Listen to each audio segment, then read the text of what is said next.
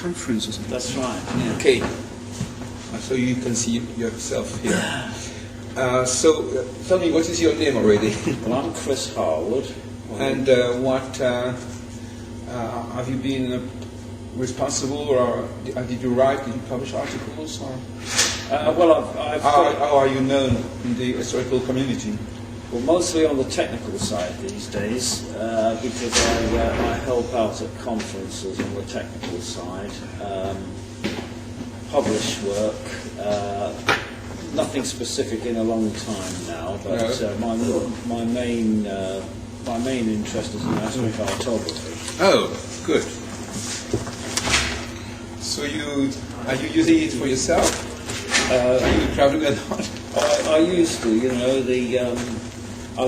my background is that I was a professional navigator on ships. It's what you have been? Yes. Oh.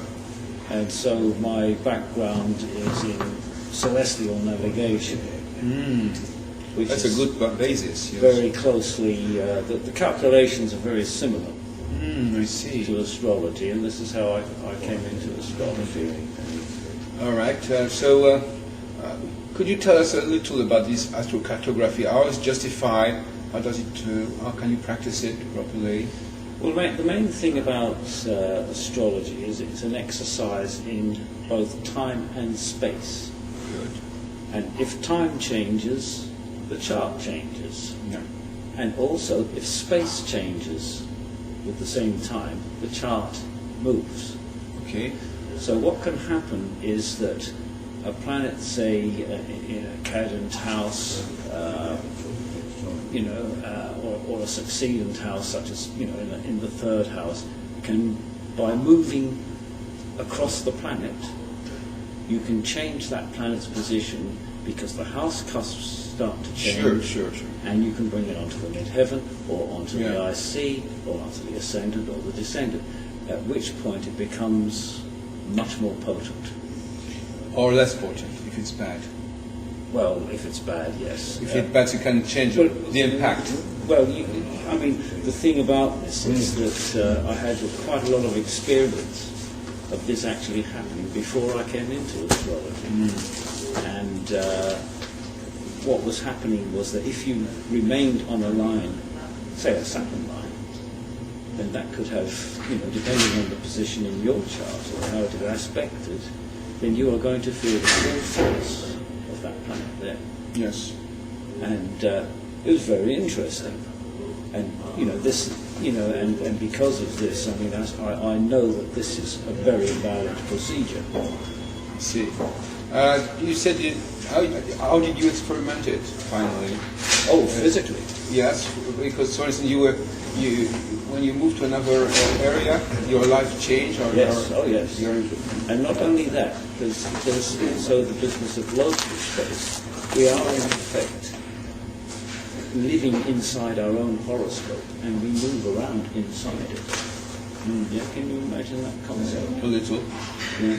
And so, if you imagine that your chart is lying on the Earth, of great distance, you can move around, and if you move onto your Mars line, you are going to experience Mars conditions, energetic life. In France, we have an old tradition about that concerning the solar returns. Yeah. We are advised to find the best place for our anniversary. Yes. It's only for one day. That's right. While in astrocartography, it's more something like where you live, not just to spend one day. Yes. Well, the thing is that as we are born, what seems to occur is that an imprint of our chart is put onto the Earth itself. Yeah. And it remains there. All right. And it's as if we have a radio of our own which is tuned into only to that frequency. Yes. Yeah. And so as we move around, away locally, say you were born in Paris and you moved to Limoges, and that may be on your Jupiter line. Yes. And your Jupiter is well aspected. Yes. You can become very wealthy. Yes. Very Yes. Likewise, if you move onto your Saturn line and your Saturn is not well aspected, you could wind up in jail. Yeah. It's like that. Yeah, okay. It has been introduced by, what is the history of this technique? Well, the astrocartographic side was developed by the late Jim Lewis back in the 70s. Really, it's an extension of the relocated chart.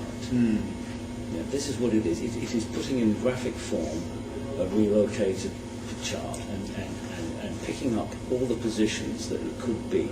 And so you get on a graph map of the world, you get graph lines, vertical lines for the MCIC connections, and curving lines for the ascendant-descendant connections. Yes. I've seen that, yes. Yeah.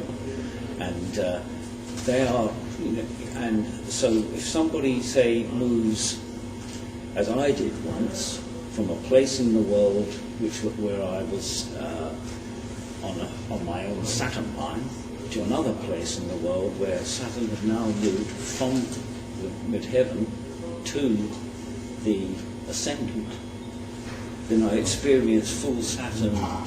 But you said you experienced that before even knowing astrology. Before I knew anything. So about afterwards you returned to your archives. Yes. And you checked it retrospectively. Yes. And I know from the experience at that time, I was having extreme Saturnian. For example, one Saturn line was in Poland, it passed through Poland. The second Saturn line passed Colombia, South America. And in both cases, there was a very big danger of being put in jail for nothing, for silly things, And I was very, very glad to leave there. And although when I left, I arrived in Miami in the United States, that also was on the Saturn line, and before they let me get on the plane, I had to be in custody for a day because I didn't have any papers. Why? Oh, this was at that time I was only a transit passenger, so the custodial effect of Saturn was working even better. Yeah, but you would have a problem wherever. I mean, I suppose when someone has no papers. Well, it was. I mean, it was a circumstance. It got a coincidence, but on looking back, it reflected the Saturn position. Okay. So is it based on the zodiac, on the planets? What are the elements of interpretations? Well, when we are born, the planets are still in their signs because that is a matter of time. But when we move, then the house cusps change. It is like a wheel. So you have you're dependent on the interpretation of the classical interpretation of the houses. But more importantly, it is when it comes onto an angle. Yeah. MCIC or ascendant descendant. Yes, that's more. This is when it's most potent. Yes, I agree. Or indeed onto the North Node. Oh, that's important too. Yeah, that seems to be a very important axis. Yeah. I've actually got a paper on this, which is not published yet, but I hope to get it out soon. In some way, I can make certain connections from these ideas to actually show that astrology is the planets do have some kind of physical connection. It isn't direct. It isn't, Mars going zap. It's not that. It's indirect. Indirect. And it is Mars affecting the Earth, and the Earth affecting us. These geomagnetic things. Yes. It's a way you explain the process. Yes, absolutely, yes. We're talking here of magnetic induction more than some ray coming down from a planet and making an effect. Yes, it's an interesting subject, how we are affected by the planet's different theories. The thing about astrocartography, because it is a mathematical process and not some kind of spiritual exercise, it shows that these things are obeying the laws of physics. Yes. And therefore, we are not dealing with something that's in the mind. It's something we have to. It is an exterior We are force. determined by it. Yes, yes, indeed. Yeah, but it poses the problem of the relationship between astronomy and astrology. I mean, everything which is astrology, we're not affected by everything which occurs in the sky. There is a sort of selection, or well, of course, you know, it's like people who live in a big city. Do they notice the sky? No, because they only see the lights. so everything happens without. They may be affected unconsciously. Yes. Unconsciously. But still, they are. Are you giving importance to the aspects? Oh yes. Yeah. Oh yes. And, I mean, you know, for example, if one of these planets comes onto a significant angle due to a change of location, if that planet is well aspected, then you know there are going to be beneficial effects. the problem is what is your name? Chris Howard. Howard. The problem is that from the astronomical point of view, the aspects do not exist. I mean, you can always find aspects, but then it's arbitrary why we consider a certain angle or another angle. From the point of view of the gravitation, it has nothing. It has no. No, this is nothing to do with gravitation. No, I know, but just an example. It says that there is a sort of what I want to say, but it's there is still a human filter. Of course. From all the possibilities, there is a human filter which will only accept certain configurations and not others. But we know that the gravitational pull of both sun and moon affects the tides. Yes. It affects us. Yeah. It affects animals. Yeah. This is just the gravitational pull. Yes. So that at the new moon and at the full moon, we are more energetic. That's it. It's well known. Yes. And this is a scientific fact. Yeah. This is a opposition in conjunction. That's right. Yeah. And you know, it is pulling vast amounts of water around Yes. the world. But we know this. Yes. But is it the same with the whole planetary system, which is less obvious? I mean, My latest thoughts on this is that the sun itself has an enormous magnetic field which stretches far out into interstellar space. There is a second component called the solar wind, and that is dragging out the Earth's the field of the sun. Now, some planets, not all, also have a gigantic magnetic field. The Earth has one, Jupiter has one, Mars so-so, the Moon virtually nothing. Oh. Okay, but they all have an electric field because of their motion through the ether. And think of a ship ploughing through the water. Yeah, it leaves a trail behind it, which in English we call the wake of the ship. Yeah, you see the water turbulent behind. The same happens with a planet passing through this substance. Good. And you know, there's been a lot of work done on this by space physicists. Yeah? Yes. And so when a planet is passing through this medium, it is leaving a disturbance Sure. in the interplanetary magnetic field, it's called. Interplanetary magnetic field. And it is the disturbance in that which, by resonance, affects the Earth's orbit. So, you seem to be very, very informed about that. Tell me about the moon. I mean, if you ignore it. So the moon has no magnetic field. But it disturbs the Earth's field. It is Mars has a magnetic field, not the moon. But the moon itself has very little magnetism. Oh, yes, it's interesting. However, in its rotation around the Earth, it is disturbing the pattern between the Earth and the Sun. Yes, that's it. Yeah? And this is what we feel. This is what we feel, plus the gravity. It is, yes, it has a disturbing effect. Yes. That's right. And so when it is in square aspect to the Sun, it's weakest. Yeah. When it is in opposition and conjunction, it's strong. Last question, because we are going to start soon. Well, although Mr. Kevin hasn't arrived. 10:30. But on one side you have your reference to astronomy, and the other side you have obviously a reference to tradition. Yeah. It's a sort of two very different processes. I'll tell you exactly what my main concern is. My main concern at this time in astrology is that in the great efforts to become an academic subject, they are scrapping some of the basic facts. Yes. And so, because the rest of academia doesn't like it. And so they are changing astrology to suit the academy. Okay. Yeah?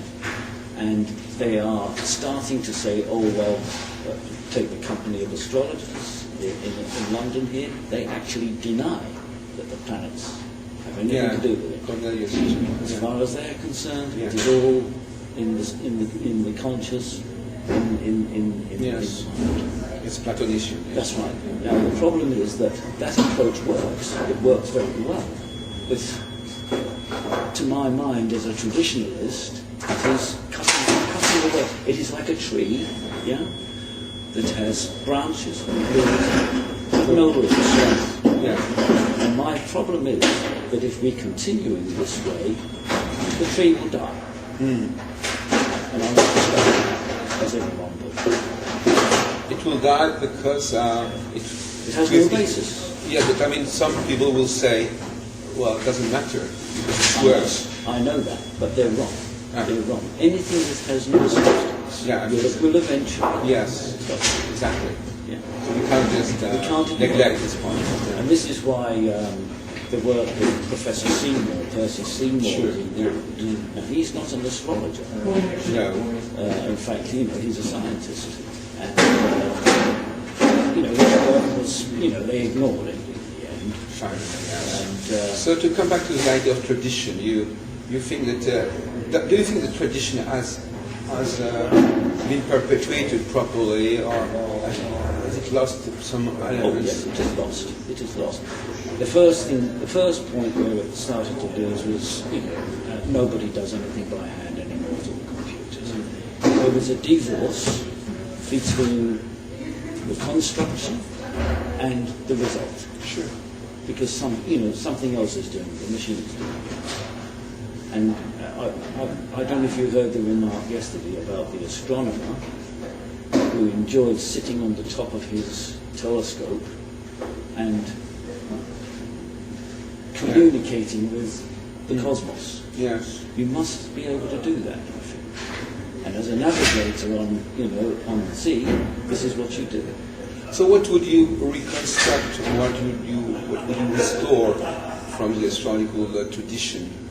What has to be changed or reconsidered? Or what? Well, instead of going straight into interpretation and all the rest, the student should have a very good grounding in astronomy.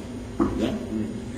Very helpful, and a knowledge that these planets are not just something in the mind, and that they are physical objects, and they are having a psychophysical effect.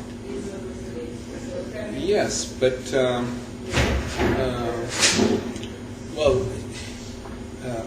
astronomy is astronomy, and astrology is astrology, and in fact, it has its own structure, which is not. Well, it may be based on astronomy, but it's not recognized by astronomy, and it's only certain elements of astronomy which have been kept. Well, that divorce has happened since the Middle Age. Well, since the 17th century. In fact, it has always. Since astrology exists, there is a sort of divorce. I mean, not divorce. I mean, there is a sort of feeling that it's different, but it's. Maybe even if astrology is totally based on astronomy, it only uses certain aspects of astronomy and not all of them. Well, or at least it gives interpretations which are analogical or which are based on the seasons or what. I mean, on what is based the astrological knowledge? It's not based only on astronomy. It's based also on a certain interpretation of certain yes, but it's also based on the observation of the movement Yes. of planets initially, and then observing the effect in an astrological sense. Yeah, observe. All right, I see what you mean. So it's not just a sort of analogical argument. So you don't believe astrology has been... It cannot exist without. Yes, I see what you mean. Otherwise it is just a system of divination, and you can throw the bones, or the tarot cards, or do anything. Anything is a good form of divination. I chain any of these things. But for instance, you have mentioned sometimes in our conversation the houses. So why certain house doesn't mean that field does imply that sort of field of life, another house, another field of life. It's not only astronomy, and it's not only observation, or is it? Or is it some sort of analogical thinking?